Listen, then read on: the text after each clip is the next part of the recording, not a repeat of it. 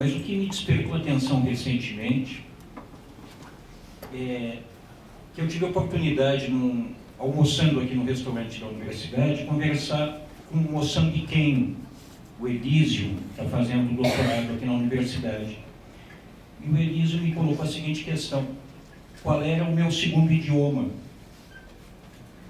Como assim? Não, porque nós, em Moçambique, nós aprendemos a falar o português por força da invasão, mas o meu idioma, segundo idioma, é o Dulu, que a gente fala no nosso grupo. E vocês, qual é o idioma de vocês? Olha, nós não temos um segundo idioma que pertencia aos invadidos, não existe isso. Mas por quê? Aí eu tentei responder, olha, talvez as reduções jesuíticas tenham reduzido mais do que se poderia desejar, mas eu não soube dar uma explicação. E é interessante, e ele até me colocou o seguinte: na própria África do Sul, que houve uma invasão, uma colonização bastante violenta, se manteve uma segunda língua, né? Então, essa questão que ele me colocou, eu não consegui responder. Espero que eu consiga, em algum momento, responder por que nós não temos o segundo idioma, que é dos invadidos.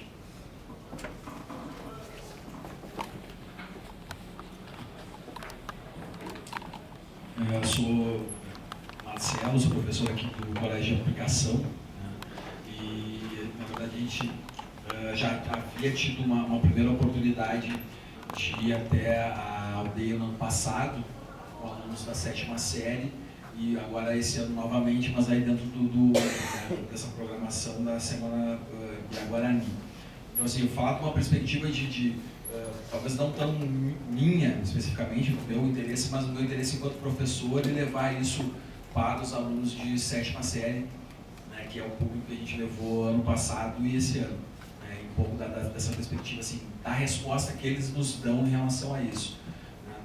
Primeiro, dizer assim, que eu considero a oportunidade, e mais do que isso, a própria questão indígena, como uma questão fundamental hoje na nossa sociedade, não só no Brasil, como em toda a América Latina. Então, a gente participar disso e levar os alunos lá, é de alguma forma assim, apresentá-los a uma questão crucial do continente hoje, que é a ameaça, né? Claro, ela não é nova, mas a ameaça mais intensa que as terras indígenas vêm sofrendo. Né? Então, a gente pensar que a gente foi ali visitar os Biaguarani dentro de uma situação extremamente pacífica, né, num território mais ou menos consolidado, mas no mesmo momento que a gente está aqui, no norte do estado, né, a gente tem enfrentamentos que estão levando à morte aí de indígenas, né, o conflito da agricultura contra, né, a expansão agrícola sobre as terras indígenas. Né. Não tem nenhuma maneira melhor de a gente levar um posicionamento sobre esse conflito do que fazendo com que essas pessoas, como no caso, levando os nossos alunos a conviver, dialogar com essa cultura e aprender e desmistificar sobre as culturas indígenas. Né? Então, ter tido essa oportunidade para eles, né, muito esse estranhamento, imaginavam, né, a gente faz alguns levantamentos antes de eles irem para a saída e depois, então aquela coisa, eles andam pelados, o que eles comem, né, algumas coisas assim, tipo uns mitos assim, do selvagem, e chegar ali a gente, né, desfazer tudo isso. Mas mais do que essa coisa assim, mais pitoresca e folclórica, eu acho que é a questão assim, de um aprendizado sobre uma outra forma de existência, né, uma outra forma de organizar as relações entre as pessoas, né, que questiona frontalmente a nossa forma de existir. Eu acho que isso é bastante importante. Né? Naquele ritual bastante simples assim, de entrada naquela casa de cerimônias, em que se exigia um procedimento não dito, mas, né, tinha que se perceber que era olhar nos olhos do irmão do Poti, que estava ali logo na entrada. E eles não tinham essa percepção de que ao entrar na casa estavam sendo recebidos por alguém, né, uma coisa simples como uma saudação.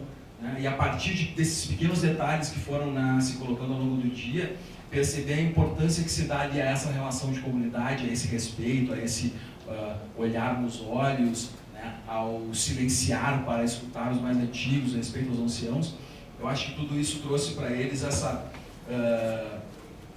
esse entendimento de uma outra possibilidade de regramento, né, de regulação das nossas relações. Né. Acho isso fundamental no sentido de que é preciso valorizar, né, a existência contínua dessas culturas e entendê-las, para que a gente possa se posicionar frente a um conflito mais intenso que acontece, não exatamente com os Imbiá-Guarani, né, mas com outros povos indígenas no estado do Rio Grande do Sul, no Brasil e na América Latina. Né. A ameaça sobre eles, ela é feita exatamente pelo nosso... ela se dá pela nossa própria forma de existir. Né. O que ameaça eles, né, as terras indígenas, é a expansão da agricultura, é a expansão da mineração, então é o nosso padrão de consumo. São as nossas relações, a gente de alguma forma é conivente com, né, no momento que a gente não se questiona a nossa forma de existência, os nossos padrões de consumo, etc., a gente é conivente com a ameaça a esses povos. Então, uma forma de iniciar uma defesa mais contundente, né, da existência deles e ser solidário à resistência deles é isso, esse diálogo e esse aprendizado que se fez ali. Eu mandei hoje um primeiro relatório sobre a ida lá, com frases dos alunos, e é extremamente gratificante ver isso. Né? Ver que depois de um dia, né, intenso, né, de atividades, se transforma muito a visão. Né? Eles passam a existir, eles saem de uma invisibilidade e passam a ser considerados. Eu acho que isso é uma semente importante que a gente planta aí para uma relação de mais horizontalidade com essas culturas.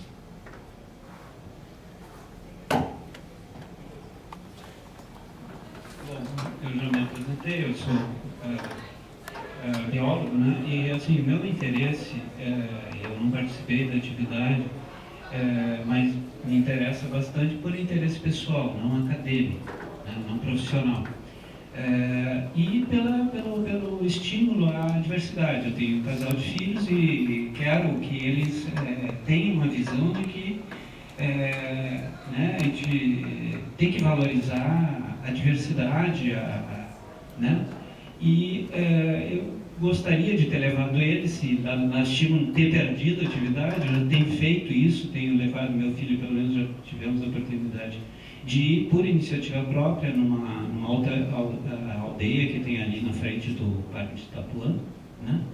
E fomos lá e fomos muito bem recebidos, entramos assim individualmente, só que é lógico, eu acho que essa não é a melhor maneira, porque muitas vezes cria também uma situação meio constrangedora, assim, como até para uma visão assim de como quem vai a um zoológico vê, né? Então eu acho que não é a melhor maneira, né? Mas assim, entre outras coisas que eu acho que é importante ver a questão indígena, até por uma coisa que talvez para muitos aqui que se preocupam também não vem. Eu, como biólogo e envolvido com essa temática, embora a questão da biodiversidade não seja o meu foco de pesquisa, estou muito antenado, porque atualmente é considerado um dos principais focos de pesquisa da biologia ou das áreas relacionadas à ecologia a importância da biodiversidade, né? Só que é engraçado, porque do ponto de vista dos biólogos e até dos não biólogos que se preocupam com a biodiversidade da organização humana ou das comunidades humanas não é levada em consideração. Né? Nós temos uma visão, né, pela globalização, de que as sociedades humanas cada vez mais se uniformizam, né, porque é importante vender, né, produtos e que todo mundo tem que consumir. Né? E num livro, agora recentemente, que eu tive a oportunidade de ler, ou dois que eu recomendo, que é A Devastação da Mata Atlântica, foi escrito por um brasilianista, e infelizmente ele morreu, chamado Warren Bean, chamado A Ferro e Fogo. Ele retrata muito bem o aspecto de quanto o europeu, né, o colonizador português, ele não considerou relevante todo o conhecimento que os índios tinham e todos os produtos que a terra tinha, e simplesmente é só a gente ir na feira hoje aqui, né, em Porto Alegre, a gente vai ver que boa parte do que a gente come não é plantas nativas ou frutas nativas. Isso foi relegado, né? E, inclusive, hoje a gente vê quanto ainda a gente ainda pena com isso, porque a gente não tem uma série de produtos que poderiam estar à disposição da nossa alimentação e não estão. E um outro livro também que eu achei muito interessante, que eu ainda não terminei de ler, mas comecei a ler, né, é de um geógrafo, ou pelo menos consta como Jared Diamond, Armas, Germes e Aço, né, o destino das sociedades humanas, e que ele aborda como os europeus conseguiram ter sucesso, né, não foi os povos pré-colombianos que foram na Europa e subjugaram os europeus, e sim eles que vieram aqui, né, e numa pequena trecho que ele diz logo no início do livro, que eu achei muito interessante, ele diz, né, que essa uniformização das culturas, né, assim como a gente se preocupa com a questão da biodiversidade, no sentido diz que a perda da biodiversidade pode ser genes que são importantes para manter a diversidade das espécies que nós usamos como alimentos, ou até para ir buscar genes que conferem resistência a pragas novas que vão surgir, que estão sendo perdidas, né? Se fala isso do ponto de vista biológico, ele, no início do livro, ele diz que essas sociedades humanas, que estão aí há milhares de anos ainda conseguindo sobreviver, pode ser a alternativa, né, para uma debacle da sociedade humana, do jeito que a gente conhece, né, da cultura, da sociedade, e que talvez elas sejam o que vai sobrar e que para a continuidade da espécie humana, porque do jeito que a gente está vivendo hoje, é bem provável que essa sociedade, do jeito que a gente está, ela entre em colapso, né? Oi? Armando.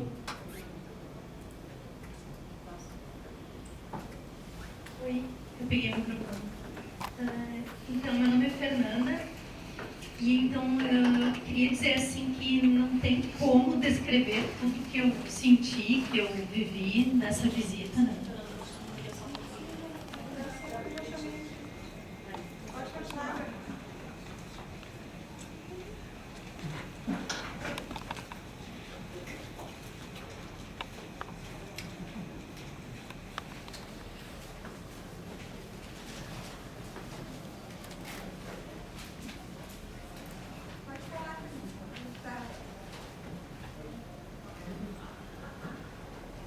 Então, não tem como, assim, eu acho que é um momento da gente expressar um pouco, né, o que sentiu, tudo. Eu acho que, para mim, eu senti, assim, que eu voltei diferente, né, da aldeia. Voltei diferente. Quando eu cheguei em casa, eu falei para minhas filhas, né, eu fui na sexta, queria levá-las no sábado e não consegui, elas ficaram super animadas, e quando tiver outro momento, né, para a gente poder estar junto lá e conversando, né, todos esses imaginários assim escolares, né, sobre o indígena, e que muitas vezes a gente como pais também não conversa, né, e que vão se formando, vão se constituindo socialmente, né, então, e da abertura delas, né. Mas então, eu queria falar também, assim, até retomar um pouco, Karen, o que tu falou, né, sobre o espaço da universidade. Eu estou aqui na URGS desde 2009 e eu comecei a atuar aqui numa comissão de graduação também. Os 5 primeiros anos que eu vivi aqui na URGS foram, então, também fazendo acompanhamento de alunos via comissão de graduação, né? E no curso nós tínhamos uma aluna indígena e eu estive bastante, né, junto a ela, assim, na situação toda das dificuldades que ela tinha, no aprendizado dos conteúdos, na negociação com os docentes, no sentido, né, desse aprendizado, e que aprendizado é esse, né, e a grande dificuldade que a gente tinha, assim como primeira dificuldade, ouvir. Porque sempre que a gente ia conversar, a gente já levava propostas, e já levava soluções, e ela só ficava nos ouvindo, assim, né. Gente, será que eu estou entendendo o que a gente quer dizer, né? Nessa postura sempre, né, de a gente tem que ensinar, a gente tem que levar a solução, né? Então, o meu sentimento em todo aquele processo era que, gente, assim, realmente a gente tem muito a aprender. E a gente tem que ouvir, né? Inclusive, assim, a nossa própria concepção de aprender, né? Quando a gente começa a pensar assim, poxa, o aluno não aprende, ele não aprova na disciplina. Para nós, o aprender é isso, né? Ele tirar o conceito suficiente e aprovar na disciplina. A visão enquanto universidade, né? Mas essa diferença cultural, esse diálogo que não se estabelece, esse ouvir que a gente não consegue, ele também faz parte desse processo de aprender. E a gente ainda não consegue trabalhar com isso, assim, não consegue ver como trabalhar com isso na universidade, né? Então, a minha sugestão de continuidade é que tenha muitas atividades, assim, que elas nunca parem, nunca. E que elas convidem todos a participar, porque é isso, são muitos imaginários, muitos preconceitos que a gente tem que, inclusive eu, né, vivendo, pouco que eu consegui conversar, assim, cada frase, cada afirmativa que eu fazia pro Verá, conversei mais, cada afirmativa ele me falava uma coisa, eu, realmente, eu não tenho que falar nada, eu tenho que ouvir mesmo. Porque, né, é um aprendizado diferente, é uma forma de ver, os tempos são diferentes. Uma coisa que me chamou a atenção, lá na escola tinha um relógio, comentei contigo, né? Tinha um relógio de parede, assim, na escola, na aldeia. E o relógio estava parado, ele não funcionava. Né? E eu me dei conta, realmente, aqui não precisa de relógio. Não precisa porque os tempos são outros, né? A forma de se relacionar com tudo isso é diferente. A gente não vive sem o relógio, né? Não vive sem o celular. A gente precisa ver, cara, são quantos minutos, quantos segundos. Então, essa abertura para conhecer, ela tem que existir sempre, é a sugestão, assim, que não pare nunca, que sempre tenha outras formas da gente conversar, se relacionar, conviver, porque só assim que a gente realmente vai começar a se abrir para poder aprender, o que a gente nem sabe muito bem o que tem que aprender, né? Porque é um grande desafio.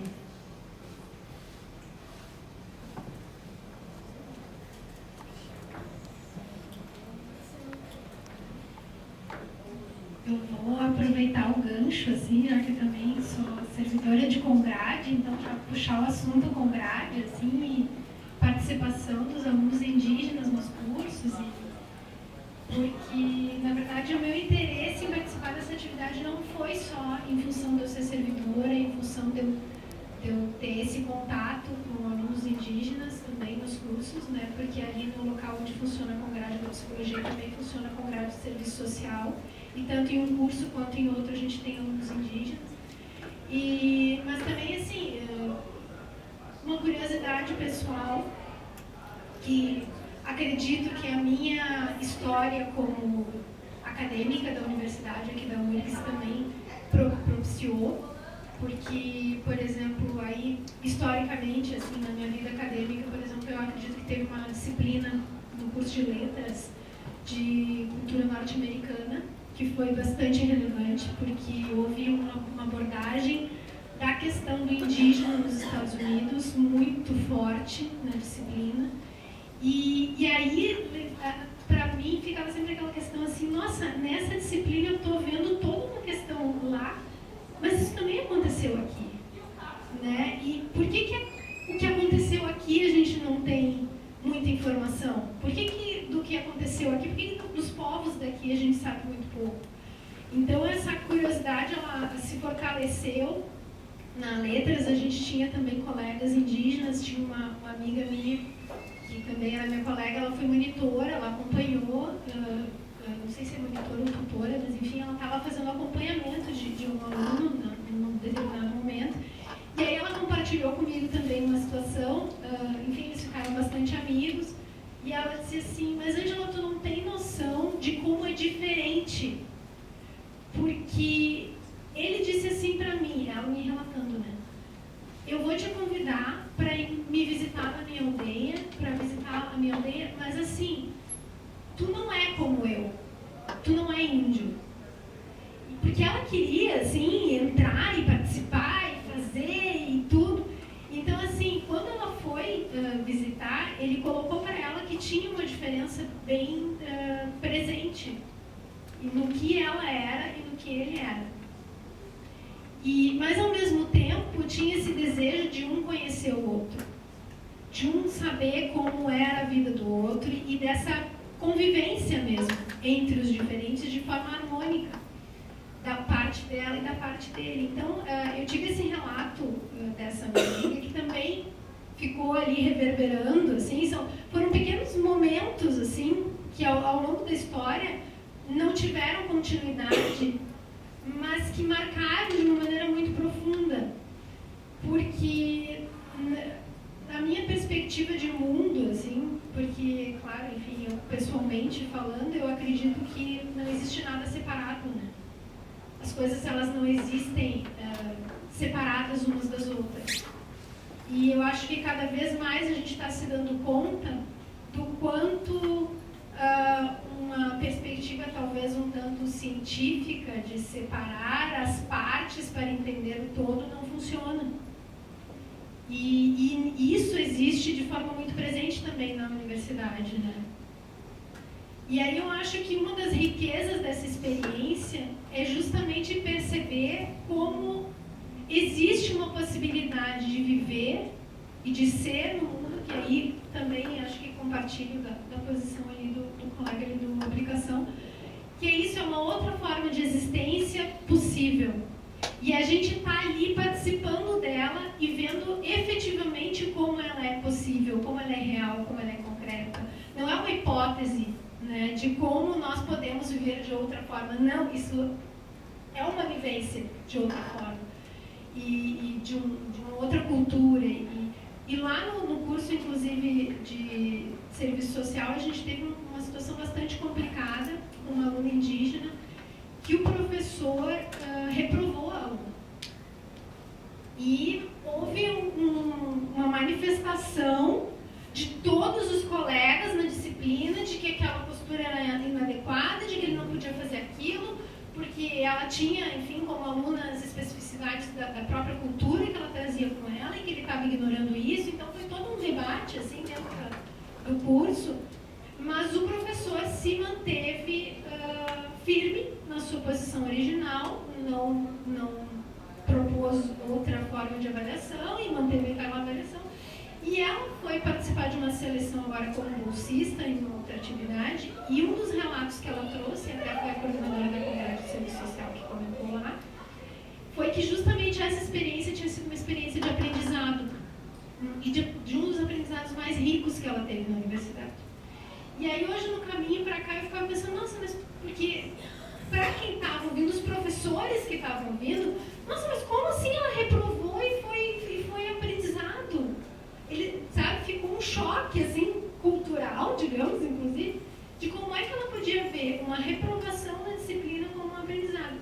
E aí, na hora, eu não pensei em nada, mas talvez também nessa mesma linha de tentar propor e pensar coisas, né, nesse incômodo, assim, que a gente fica, às vezes, com o pensamento ali. Porque o que aconteceu agora no caminho, eu fiquei pensando, mas é claro, é um aprendizado também da cultura acadêmica, inclusive, né? De como esse outro universo se comporta e de como ela está inserida aqui, de quais as demandas que estão sendo colocadas para ela e, inclusive, que ela também não precisa, talvez, né? Porque aí que tá, são culturas diferentes, são formas de viver diferentes, elas não precisam se enquadrar nisso que está sendo proposto, né? E eu acho que essa experiência propiciou isso, assim, para nós também. Né? Não vou me prolongar, onde eu me prolongar, desculpa.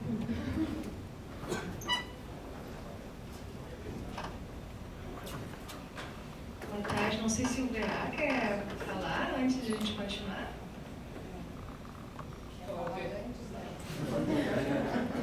Não, alguma coisa da... Não? Ainda não? Depois pede a palavra, então. Boa tarde, doutor. Várias falas dos colegas, né, que estão experienciando esse diálogo com a cultura Guarani-Imbirá refletiram nas minhas ideias, mas eu vou começar respondendo as perguntas das professoras. Por que eu quis ir na aldeia, né? Eu tenho aprendido muito sobre música guarani, feito pesquisa etnomusicológica no departamento de música. O Verá tem sido grande colaborador, pesquisador das equipes aí que a gente tem formado na URGS e em outros lugares. Então, eu já conhecia um pouquinho Itapuã, mas de qualquer maneira, para mim foi muito importante, porque eu dou uma disciplina que é Músicas Tradicionais do Brasil, trabalho com músicas indígenas e afro-brasileiras, e um grande desafio interessar os alunos por essas questões, são alunos que muitas vezes têm outros repertórios de interesse, e aí foi uma oportunidade ímpar, assim, né, o pessoal ter organizado esse encontro. Eu acho que muitos alunos, pelos relatos que fizeram, foi muito bacana para eles, assim. Então, por um lado, eu estava mediando, né, essa presença dos meus alunos lá, mas também, assim, aprender mais e refletir mais sobre interculturalidade, né, Verá? Eu acho assim, fui para ver o que o Verá e os parentes dele vão propor para nós em termos interculturais. Então, acho que a gente tem já aqui narradas várias interpretações dessa experiência que nos dão muitas luzes para pensar o próprio trânsito contrário, que nem a Karen falou, e os colegas também, né, de como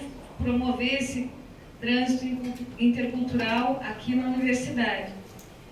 Acho que, por um lado, a universidade tem uma cultura acadêmica, né, ou muitas culturas acadêmicas, mas eu acho que nós ganhamos muito se nós bebermos, né, das experiências pedagógicas dos diferentes grupos, né, indígenas brasileiros, não só indígenas, afro-brasileiros, mas enfim, falando dos Guarani, acho que nós temos muitos, né, muitos elementos pedagógicos para trazer para dentro da universidade, para diversificar, né? Assim como nós temos a questão da biodiversidade, que é fundamental e que é reconhecida, né, pelos órgãos oficiais, internacionais, a Unesco também já reconheceu, né, que a diversidade cultural é fundamental, né, e não é importante preservar uma cultura específica, mas sim preservar a diversidade de culturas do mundo, que isso é fundamental. E aí, se a gente vai pensar na ponte, são culturas como as culturas Guarani, Kaiowá, Craô, Machacali, que inclusive detêm um conhecimento impressionante da diversidade biológica, né, do Brasil. Eles podem nos ensinar muito sobre reflorestamento, sobre diferentes espécies de milho, né, e sobre diferentes divindades. Enfim, a gente vai poder viajar, né, para muitos espaços na questão da diversidade que eles têm mais conhecimento e preservam mais. Eu acho que isso são elementos fundamentais. E aí me lembro quando comecei a fazer aula de Guarani, agora não tenho feito, tenho que voltar a fazer, na verdade, mas que o Verá brincava com seus 20 anos, acho que ele tinha 20, 21 anos, e ele já dizia, sua sabedoria, a punidiversidade.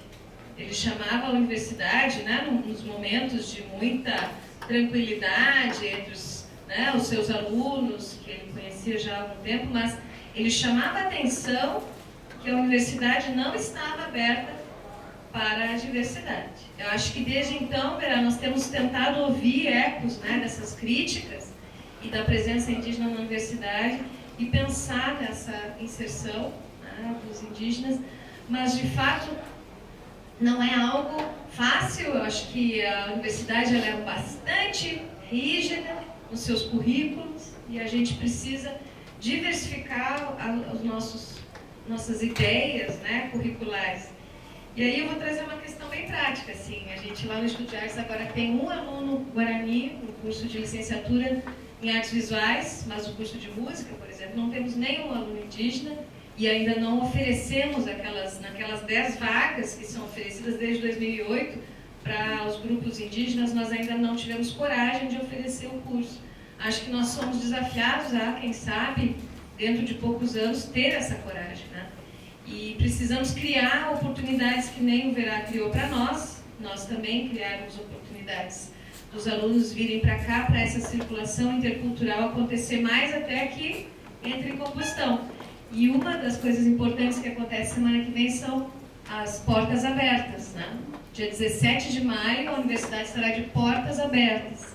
Eu gostaria que o Verá e todos nós divulgássemos para os nossos colegas indígenas, para, né, os que inclusive não são estudantes da universidade, para as comunidades, para que venham ver um pouco da universidade. Vocês conhecem Portas Abertas, né? Vão estar participando? Não acham que é interessante chamar os indígenas para virem conhecer o Espaço Bom, né? Para a gente também exercitar um pouco mais o nosso diálogo da nossa parte. Bom, e só finalmente um outro encaminhamento totalmente indispensável dizer, que eu sei que vocês já estão com a cabeça pensando nisso, mas precisa acontecer uma produção coletiva sobre isso, né? Escrita, audiovisual, sonora, mas a parte escrita eu até me disponho a colaborar. Eu só li, tive a oportunidade de ler alguns relatos dos meus alunos, mas estão muito bons, orgulhosa, prof. Orgulhosa, e acho que pode-se fazer alguma coisa, tecer, né, se tecer uma cestaria aí, ou uma música, né, com essas sonoridades. É isso.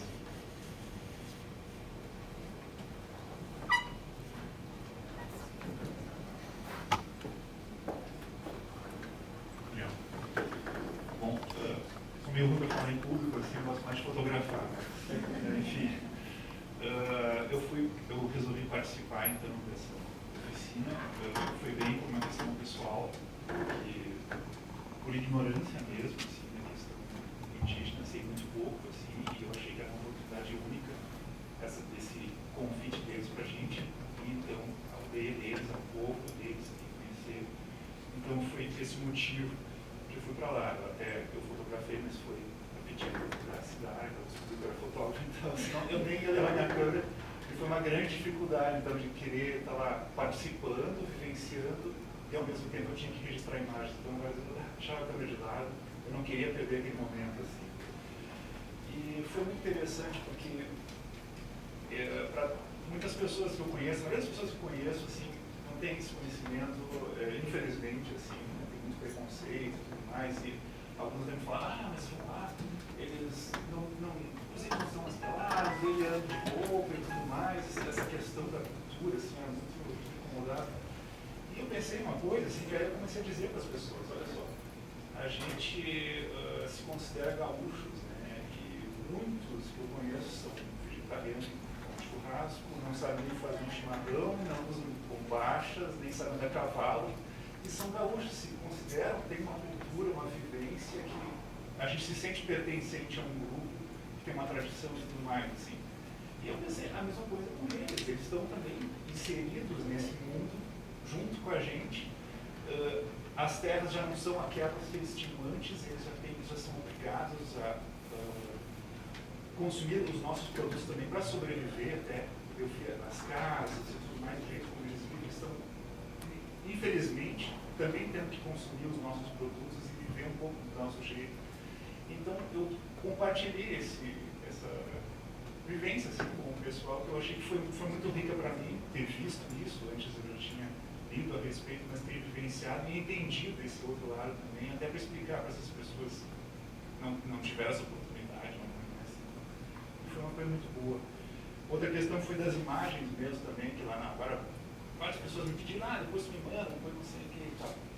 Aí, depois caiu a ficha também, vários sentimentos eu também tive, indescritíveis, que falou a colega. Eu chego em casa, olhando as imagens e tal, não tinha nada de geniais, assim, mas eu me sinto assim como se eu disponibilizar elas para uso comum, né, as pessoas botarem em qualquer lugar, redes sociais e tudo mais, vai ser como se eu tivesse tirado fotos assim, da casa de um amigo, da intimidade dele, e estivesse ali disponibilizando sem respeitar a privacidade daquelas pessoas. Eu sei que ele nos liberou para usar e tudo mais, mas eu sou um pouco paranoico até em relação a isso. Isso, né? É para isso. Essa rede aqui, né? Sim. Foi até que eu doei para o museu, então, assim, falei que seria apenas para questões indígenas aqui da própria universidade. E só o último ponto, para não estender, que eu achei a parte mais genial aqui para mim, foi quando perguntaram para o Verá, então, se ele se sentia brasileiro. E ele disse que, em primeiro lugar, ele era guarani, e depois ele falou que ele era brasileiro. Eu acho que até falou que ele era brasileiro para nos agradar ali. Assim, eu achei muito importante aquilo. Tomara que